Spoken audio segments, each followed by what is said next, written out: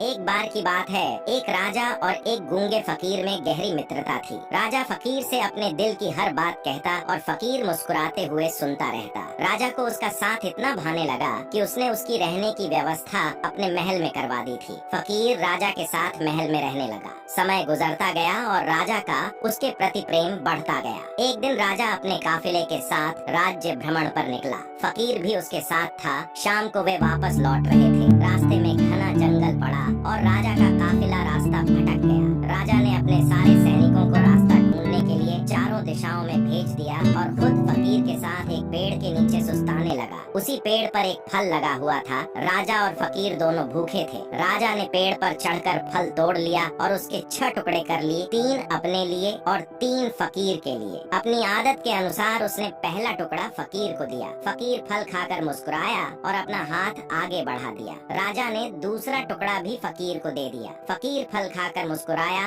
और फिर से अपना हाथ आगे कर दिया। राजा ने उसे तीसरा टुकड़ा भी दे दिया। एक एक करके फकीर 5 टुकड़े खा गया और 6वें के लिए भी हाथ आगे बढ़ा दिया। ये देख राजा को बड़ा क्रोध आया और वह बोला, ये मेरा तुम्हारे प्रति प्रेम है कि मैं तुम्हें अपने महल में अपने साथ रखता हूँ, हर सुख सुविधा तुम्हें मुहैया करवाता हूँ, पर आज मुझे पता चल गया कि तुम्हारे दिल में मेरे लिए जरा भी प्रेम नहीं है। भूखा मैं भी हूँ, किंतु तुम इतने स्वार्थी हो कि सारा फल खुद खा जाना चाहते हो। अब मैं तुम्हारी असलियत जान गया हूँ और आज से हमारी दोस्ती खत्म। अभी इसी वक्त मेरी नजरों से दूर चले जाओ। फकीर चला गया। फकीर के जाने के बाद राजा फल का आखिरी टुकड़ा खाने लगा, लेकिन फल को चबाते ही उसने फल थूक दिया। फल इतना कड़वा था कि उसे खाया नहीं जा सकता था। अब राजा को समझ आ गया कि फकीर क्यों सारे टुकड़े मांग कर खा जाना चाहता था, और यह भी कि उसका प्रेम कितना गहरा था। राजा की दी हर चीज वह खुशी खुशी स्वीकार करता था और सदा मुस्कुराते रहता था। इसलिए जब राजा ने उसे फल दिया तो वह भी स्वीकार किया और कड़वा होने के बावजूद